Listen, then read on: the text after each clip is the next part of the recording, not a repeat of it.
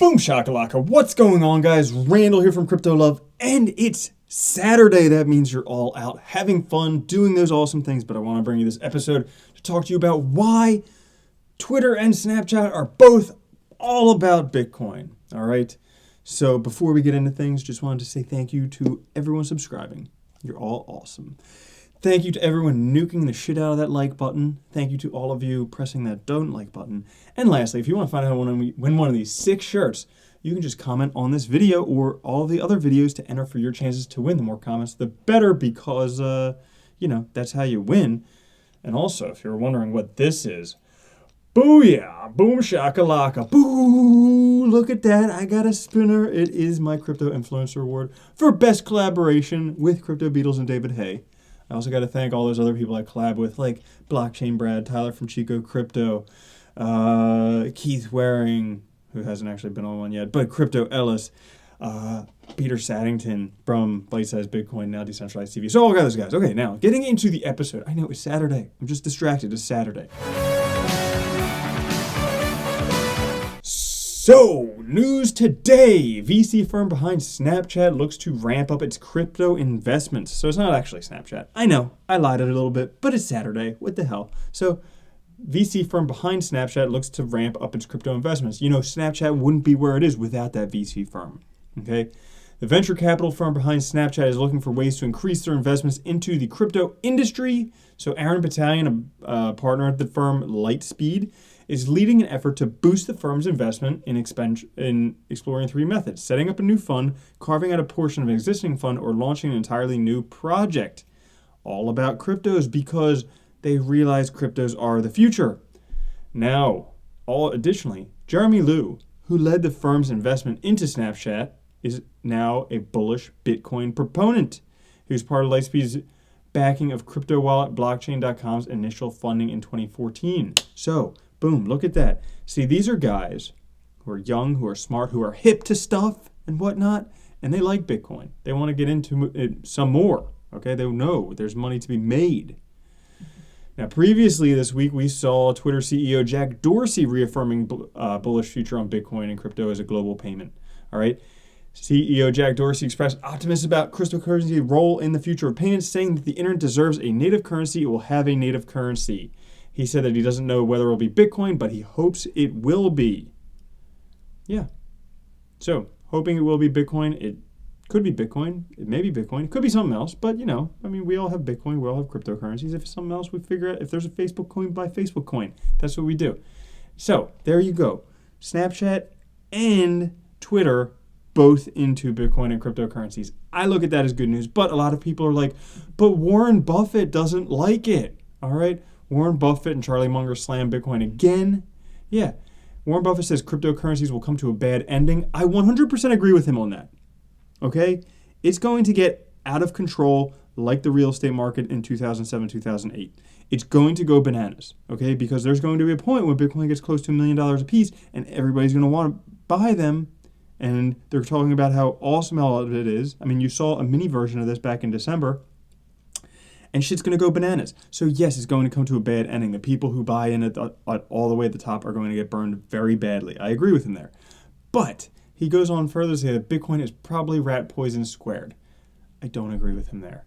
But, it doesn't stop there. Charlie Munger, his business partner, says he regards the whole business as antisocial, stupid, and immoral. Going on further to say, suppose you could make a lot of money trading freshly harvested baby brains. Would you do it? Of course. Or would you say that's immoral? Never. You wouldn't trade them, would you? I think I would. It's too awful a concept. Well, to me, Bitcoin is almost as bad. Well, obviously, he's too old to have traded baby brains, because everybody knows that trading baby brains is like the coolest thing in the planet. So, that's what they have to say. But I think we just shouldn't listen to those guys. So there's this article here why we shouldn't listen to Warren Buffett.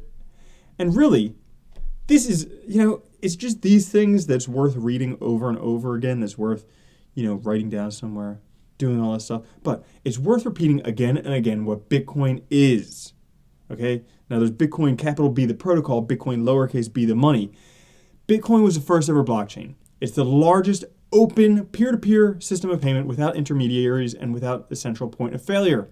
It incorporates a planetary scale, self-evident, thermodynamically guaranteed system of trust and immutability that is tamper and censorship resistant, that is resistant to geopolitical manipulation, that lives by consensus, and has features of money that all this extraordinary complexity put together will change the world we live in and will be the backbone of this coming digital or fourth industrial revolution. Agreed. Even the dude from FedEx, the CEO of FedEx, said this is the upcoming industrial revolution.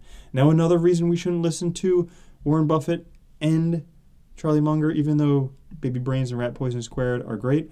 Well, when I was just flying back from New York where I got this super sick metal, okay, I watched this video called Becoming Warren Buffett. Because, I mean, granted, he doesn't like Bitcoin, okay?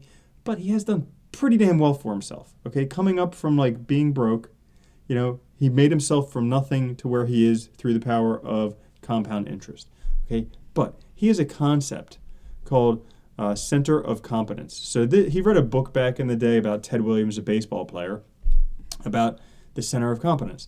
So basically, if Ted Williams just sits there and waits for the perfect pitches, so like the ones that he can hit, knock out of the park all the time, so that would be these red and orange ones, he could have a batting average close to 400.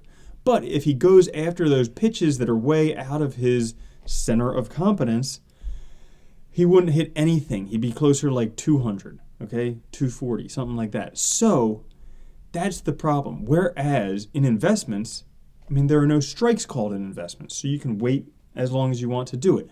But that being said, Warren Buffett's, Charlie Munger's circle of competence is not technology. They passed on Amazon. They passed on Google.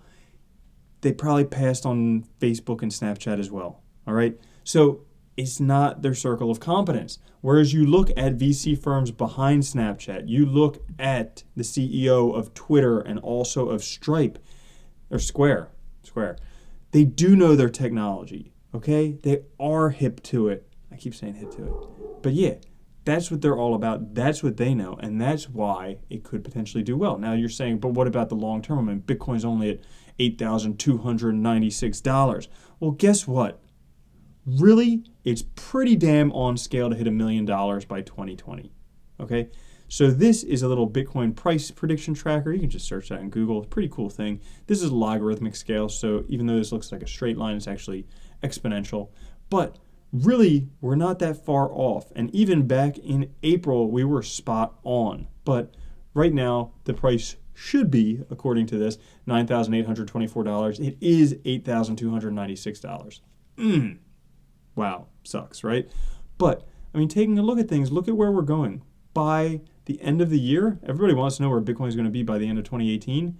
Look at that. Wait, where's 1-1? There we go.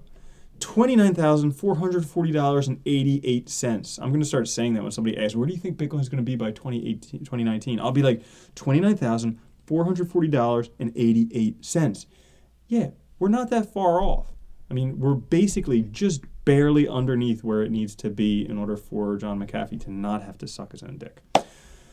So, I'm still optimistic on the overall scale of things. I think it's cool that Twitter, that Snapchat are getting behind it. I think it has a lot to go in the future. I don't really care that the price is down right now. Obviously, there's market manipulation with the insiders. They're all doing insider trading. All this scandalous bullshit. They'll probably end up in prison where people call them snowflake in the end of time. Or they won't. But who the hell cares? Because in the meanwhile, we can just keep on doing our own shit, hodl some Bitcoin, and be fucking millionaires in the future. So, just want to bring you that one. Hope you're having a good Saturday. Hope you enjoy it. Like I said, if you want to win one of these shirts, make sure you comment on this video and all the other videos to enter for your chance to win. I will catch you guys tomorrow. Have a great weekend. All right? Love you. Peace.